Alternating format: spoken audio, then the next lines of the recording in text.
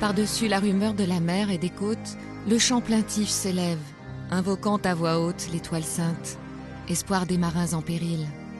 Et l'Angélus, courbant tous ses fronts noirs de halles, des clochers de Roscoff à ceux de Sibiril, s'envole, teinte et meurt dans le ciel rose et pâle. Crossaetel, Crossaetel, Crossaetel, Panne. Signalons inquiétude concernant... Cross du Californien. Allez-y. On vient d'avoir un blessé là, en faisant les manœuvres pour mettre en pêche. Il s'est fait coincer en dessous un panneau et... Ouais, c'est reçu, la personne est consciente. Hein. Je vous appelle pour une nouvelle Evamed. Nouvelle Evamed. Ouais, évacuation médicale sur un navire de pêche, le Calic Florian. On est en pleine communication, en conférence à 3 avec le médecin de Toulouse, là. Et le médecin nous a dit... Salut, le patient donc, du Kéling Florian est arrivé aux urgences chirurgicales du CHU de la Cabane Blanche. Bon, ça va, monsieur? Impeccable. Bon, c'est bon. Voilà. C'est principal. Crossaetel coordonnant l'opération par DHF sur le canal 16.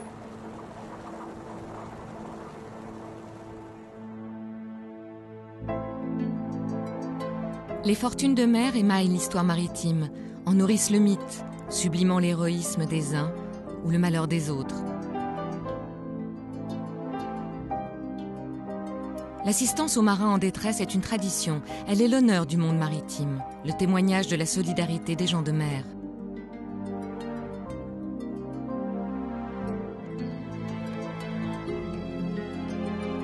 Le 16 mars 1978, 227 000 tonnes de pétrole brut s'échappent des entrailles de la Moko Cadiz.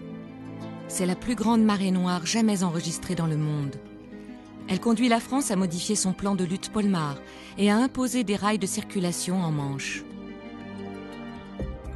Depuis, la Convention des Nations Unies sur le droit de la mer et la Convention de Hambourg, qui imposent le principe de la coordination côtière des appels de détresse, ont permis de renforcer la coopération entre États dans le domaine de la sécurité maritime. En France, la mission de recherche et de sauvetage s'exerce dans un cadre international et fait appel à une organisation interministérielle. Sa philosophie repose sur la coordination et l'interaction des services de l'État et de moyens privés.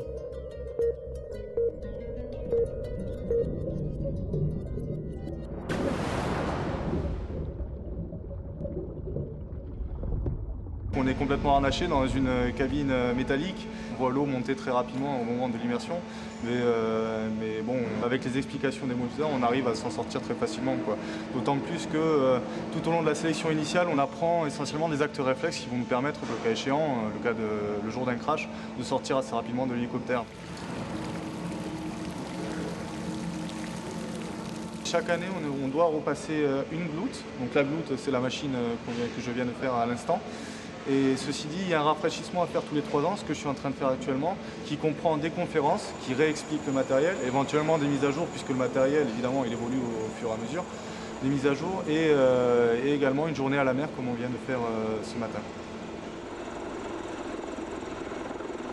Je suis entré en 2004 dans la marine, donc après différents stages, notamment une sélection en vol, puis le stage de formation de pilote d'hélicoptère. J'ai terminé en février de cette année. Et mon affectation a suivi dans la foulée. Et donc je suis affecté à la 35F, service public à l'Anvéoc. Depuis ma sortie de cours, je passe mes qualifications sur un nouvel appareil qui est complètement différent de ceux que je viens de piloter jusqu'à maintenant. On a un tableau de vol à respecter. J'en suis plus très loin puisque je prends l'alerte dans pas longtemps. Mais d'ailleurs, j'attends ça avec assez d'impatience. Mais bon, on touche finalement au bout. Là, on a escorté donc le voilier anglais, là, le Charlie, qui faisait... Je suis passionné par la mer. Je suis sapeur-pompier professionnel à Brest depuis 2 ans maintenant. Et donc en arrivant au Conquet, j'ai vu la vedette SNSM. J'ai eu envie justement de faire partie de cette équipe. Et donc déjà c'est une famille qui existe. Et après c'est essayer justement d'en faire partie, de communiquer avec eux, d'apprendre les choses. Avec déjà des rapports humains qui sont importants. Hein. C'est vraiment un cercle assez fermé. Mais bon, ce sont des gens aussi qui sont très accueillants et qui sont disponibles justement pour nous apprendre un peu la zone navigable du coin et nous apprendre aussi le fonctionnement de la station. Je me suis présenté une première fois. Ils m'ont dit qu'ils étaient intéressés et qu'ils recherchaient des gens. Donc après, on nous appelle de temps en temps pour faire soit des manœuvres, pour participer à l'entretien des vedettes. Et ça, je pense qu'il faut se rendre un maximum disponible. Et non, je vais continuer dans cette ligne-là et à participer aux manœuvres, à me porter volontaire en attendant cette réponse.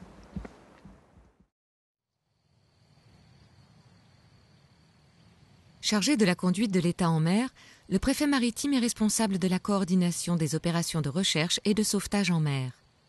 Il s'appuie pour cela sur les CROSS, dont les missions touchent à la sécurité de la navigation, la préservation du milieu maritime et côtier, la sauvegarde de la vie humaine en mer. Tout capitaine de navire est tenu de porter secours à toute personne en péril en mer. Et chaque mot a son importance parce qu'un capitaine de navire, ça peut être à la fois un plaisancier, un professionnel, un civil, un militaire.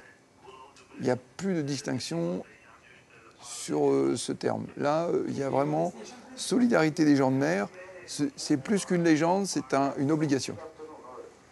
Tous les États sont tenus d'organiser des services de secours aéro et maritimes et de s'entraider les uns avec les autres.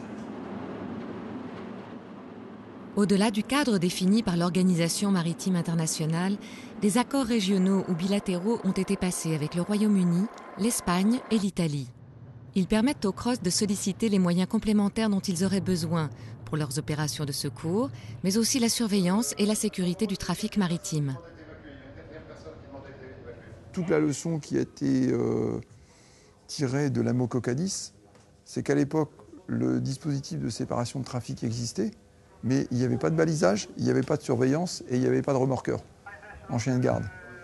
Maintenant, on a précisé la position du rail. On est vigilant sur toute information venant des aéronefs de l'État ou des bâtiments de l'État, voire des navires, sur une pollution. Donc au-delà de la vie humaine, c'est l'environnement marin et l'environnement d'une manière ou d'une autre. Donc ce qui me fait dire que je suis le garant de ce centre opérationnel du ministère de l'Écologie. Écologie, mais aussi défense, intérieur, budget.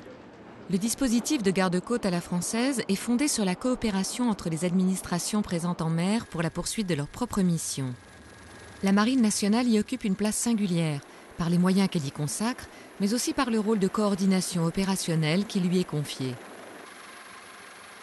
Le CROSS va nous appeler ici, d'une part pour nous demander si nous avons moyen à proximité du lieu du naufrage, ou si, avec nos moyens qui sont ici en alerte, nous sommes capables de faire quelque chose. Ici, en fait, à la préfecture maritime, vous avez une cellule de crise qui se met en place, et cette cellule de crise a comme objectif, justement, de discuter avec tous nos partenaires. Si on doit ramener un bateau en difficulté, il va falloir le rentrer dans un port, ça ne se fait pas comme ça. Le bateau peut présenter différents problèmes de gîte, de pollution, qui nécessitent d'en discuter avec les pilotes, le capitaine du port, le préfet, voilà.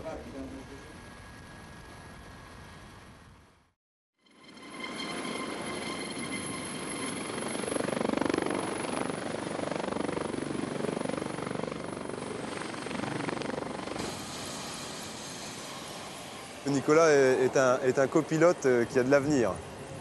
Ouais, non, il n'y a pas de souci. Il est sorti, donc lui, de l'école de spécialisation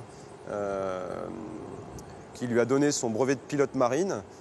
Et il est arrivé directement chez nous, alors qu'il y a des copilotes qui empruntent d'autres voies, donc qui ont 1 à 2 années d'expérience de pilote avant d'arriver en tant que copilote chez nous. Lui est arrivé directement de l'école et il a un niveau très honorable, voire même excellent. Et voilà, ça va être branché. Ouais, ça va marcher beaucoup mieux. Là, ça va marcher beaucoup mieux. Le premier objectif, c'était de devenir pilote. Ceci dit, la 35 est peut-être l'une des seules flottilles qui propose des missions réellement opérationnelles et super gratifiantes, quoi. Pour moi, il n'y a rien de plus gratifiant que d'aller sauver une vie. Donc C'était l'un des objectifs finalement. Moi je sais que ça me botte vraiment et le boulot que je vais faire, j'y ai pas encore goûté, mais je suis déjà certain qu'il va me plaire. Le retour avec l'interception, donc en fait tu as vu quand tu es sur des angles assez faibles. Il est là, il nous a été confié, donc il faut qu'on l'amène à travailler dans le groupe que forme l'équipage. Donc on va chercher à respecter des normes pour lui donner des qualifications. Et puis on va essayer aussi de sentir sa capacité à être copilote dans les missions du détachement, donc dans les missions de sauvetage en mer, qui sont des missions assez délicates. Éventuellement, tu as une inclinaison trop faible et qu'il faut augmenter ton inclinaison. L'antenne. Bref, ok, pas mal. Bon, bah voilà, ça, tu vois, ça rentre. Ouais. Il y a un vrai esprit d'équipe parce qu'on est dans un groupe qui est très restreint. Parce qu'on vit quand même beaucoup ensemble pendant la bordée d'activité et aussi parce qu'on est tous soudés par l'importance de la mission. C'est une chance d'avoir une mission aussi noble et qui tend tout le monde vers la réussite de la tâche qui nous a été donnée.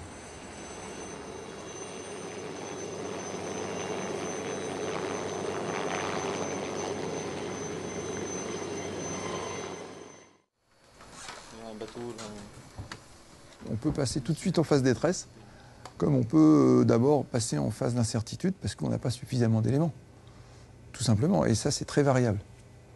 L'avantage avec les systèmes, je dirais, de déclenchement standard international, professionnel, c'est qu'on passe tout de suite en phase détresse.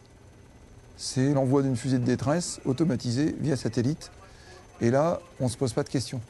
Après, quand les naufragés sont identifiés, tout se passe très vite. Vous savez, c'est un peu comme on extrait les gens du danger, mais il faut les avoir trouvés avant. On a sur un tableau permanent la disponibilité des moyens d'alerte de la SNSM, de la Marine nationale, des pompiers, des gendarmes, des douanes, des affaires maritimes, ce qui nous permettra d'envoyer le meilleur moyen au bon endroit. Tout marin, qu'il soit professionnel ou plaisancier, doit apporter assistance à toute personne en difficulté à la mer. Et la gendarmerie maritime s'inscrit bien évidemment dans toutes les facettes du secours en mer. Et la gendarmerie départementale dispose d'hélicoptères, bien évidemment. Et l'avantage, je dirais, du gendarme maritime, c'est qu'il peut, dans le cadre de sa mission et de ses fonctions, assurer la sécurité d'une zone et assurer le maintien de l'ordre en fait sur la zone. Sauver des gens, il n'y a rien de plus important et c'est bien évidemment la mission prioritaire. Dès lors qu'on arrive à secourir les gens, on est heureux, bien évidemment.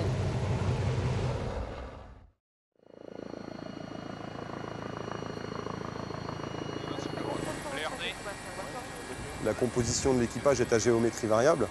Le minimum de 4, c'est un pilote et un copilote pour la conduite de la machine.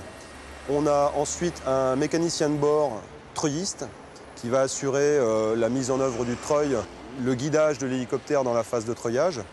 On a le plongeur d'hélicoptère qui, lui, va être déposé sur le bateau et qui, lui, va assurer la sécurisation de la phase de treuillage à partir du bateau.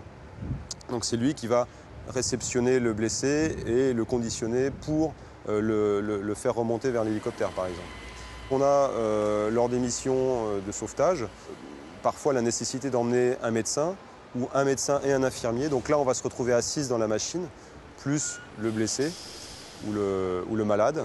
Et le médecin et l'infirmier seront donc là pour assurer la médicalisation du blessé. Tout d'abord à bord du bateau avant qu'on le remonte dans l'hélicoptère. Et enfin, assurer le suivi de la médicalisation lors du transfert vers l'hôpital. Nous sommes équipés tel un SMUR classique, un SAMU classique, avec du matériel qui a été revu dans le détail pour minimiser le poids et pour optimiser la prise en charge des patients. C'est un matériel qui est éprouvé, qui permet donc de prendre en charge toute urgence médicale ou traumatologique. Notre action, elle est réalisée aux ordres de notre chef qui est le préfet maritime. Et on opère aussi au contact d'autres administrations. On travaille également avec la SNSM parce qu'on a besoin de leur concours pour s'entraîner à treuiller sur des embarcations de petite taille, de jour comme de nuit. L'intérêt pour Nicolas, c'est la finalisation de sa formation dans le cadre des missions que l'on réalise. Donc il va s'entraîner à prendre sa place dans l'équipage pour réaliser un treuillage sur un navire de petite taille de jour si on avait à évacuer par exemple un blessé ou un malade.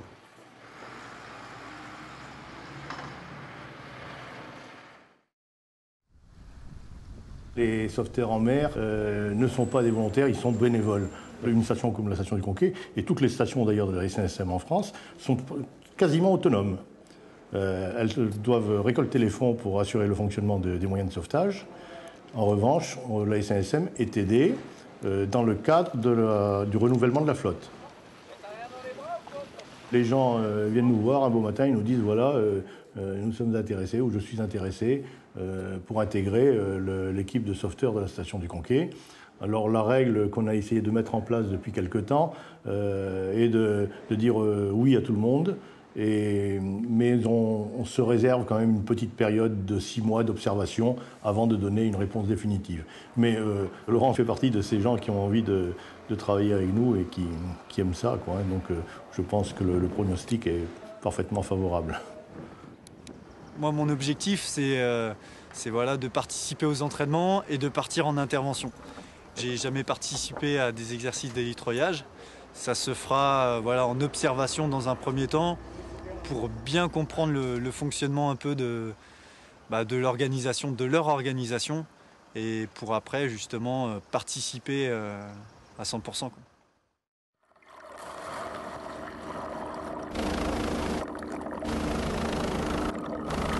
L'utilisation de la pili ou de la nacelle, ça a été une révolution dans notre façon de travailler, et ça s'est jumelé donc avec l'arrivée de cet appareil, puisqu'il est évident qu'on peut utiliser ce type de matériel que depuis qu'on est doté de l'EC145.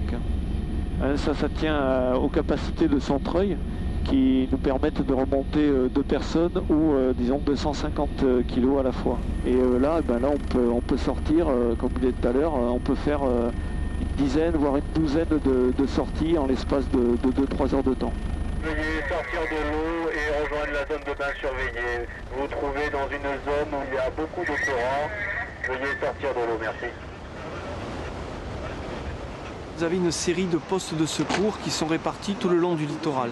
À partir du moment où il y a un secours qui est déclenché, où il y a besoin de l'intervention d'un hélicoptère, que ce soit sécurité civile ou éventuellement gendarmerie, ce sont les chefs de poste qui ont toute latitude pour déclencher.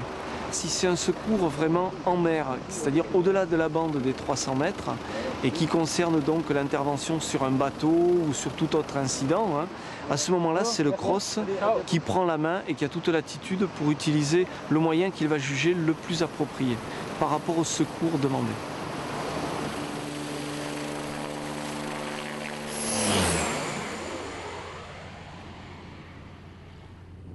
Attention pour un tir. 3, 2, 1, top largage. On travaille ici actuellement dans le Pertuis breton au large de La Rochelle, en coopération avec une vedette des douanes donc, qui est chargée de récupérer les chaînes SAR d'exercice que nous larguons. On travaille beaucoup avec le Cross-Etel dans le golfe de Gascogne. On peut être appelé lors d'une mission de douane, éventuellement à intervenir pour une mission de secours maritime qui devient prioritaire à ce moment-là sur la mission douane. Nous sommes un moyen complémentaire en matière de secours maritime, puisque c'est quand même la marine qui est le gérant de cette mission. Et donc nous, comme nous avons une présence quasi permanente sur zone, on fait souvent appel à nos services et à nos moyens. Il est à la porte. Écoutez bien Stornax, vient avant nous pour une dizaine de mètres. Le rôle de copilote pendant un hélitroyage consiste à seconder le chef de bord pour que celui-ci puisse se concentrer pleinement sur l'extérieur. Ça passe également par lui signifier toutes les inclinaisons ou toutes les assiettes qui sont un peu trop excessives, qui paraissent un peu trop excessives. Ça implique de la part du copil une attention extrême à ce moment-là, même si on a l'impression que ça peut être simple parce qu'on n'a pas les commandes. Mais ceci dit, ça requiert beaucoup d'attention. De toute façon, c'est un travail d'équipage qui est bénéfique dans tous les cas. Je pense être loin de pouvoir être capable de réaliser un stationnaire de nuit. Donc il va falloir quelques heures encore de vol en place gauche avant d'y arriver.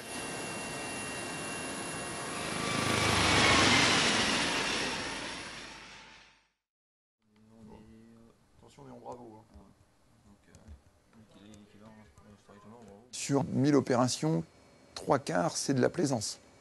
20% pêche et il reste 5% marine marchande, gros navires de commerce. On a un bon dispositif sur la côte, à nous de trouver l'adaptation. Et qui plus est, on a formalisé il y a plus de 30 ans cet accord de partenariat par ce qu'on appelle le Manche Plan, ce qu'on a fait également par le Biscay Plan, le golfe de Gascogne avec les Espagnols. On l'a d'autant plus formalisé, mais à notre niveau, ça se traduit par un décrochage de téléphone et on demande tout de suite le moyen, ça se passe comme ça. Ça fait maintenant 3 bons mois que je viens assez régulièrement, avec tout dépend de mes disponibilités. Et non, de toute façon, il me reste encore beaucoup de choses à apprendre, parce qu'à chaque fois que je viens le samedi matin ou dès qu'on part en manœuvre, j'apprends toujours beaucoup de choses. Ici, je sais que j'en ai pour 2 ans. Ceci dit, dans ces 2 années, il se peut que je passe la qualif de pilote confirmé, qui me permettra, pour des missions simples, de passer chef de bord, enfin, je crois. Mais sachant que pour avoir une expérience de chef de bord, il y a pas mal d'heures de vol à faire, le métier de pilote étant très difficile, donc chaque chose en son temps en fait. On va déjà penser à être un bon copilote avant de devenir chef de bord.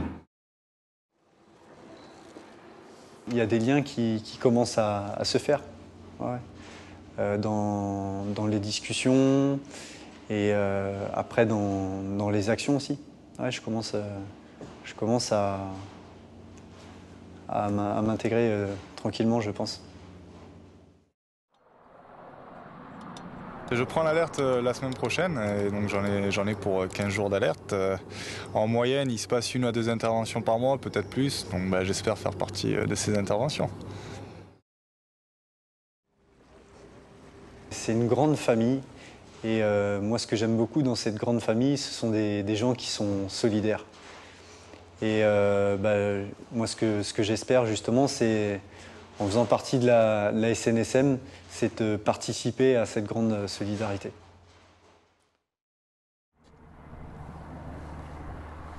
On est là justement pour se mettre au service des gens qui en ont besoin et on est conscient également de faire partie de tout un dispositif, notamment avec les SNSM qui jouent un rôle majeur et différents hélicoptères de douane, de sécurité civile, de gendarmerie qui rentrent dans ce jeu-là. Et c'est bien de savoir qu'on peut compter finalement sur différents moyens et sur des gens qui sont prêts à intervenir en cas de besoin. Depuis 30 ans, le préfet maritime est devenu le préfet de la mer. L'organisation opérationnelle du dispositif a prouvé son efficacité, tant pour le sauvetage des vies humaines que pour la lutte contre les pollutions. Mais une marée noire ne s'arrête pas aux frontières des États. Nous devons donc définir quelle garde des côtes européennes nous voulons. Le modèle français pourrait parfaitement s'insérer dans un dispositif plus large, dont il revient désormais aux partenaires européens de fixer le cadre.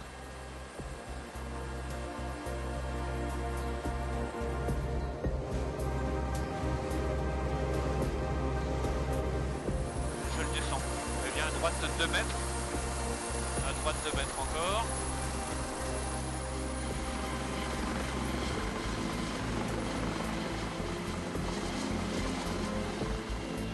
Bon, on va se faire une autre notation et puis après on montrera Cyril et puis je pense que... Ouais, d'accord, ok, ça marche.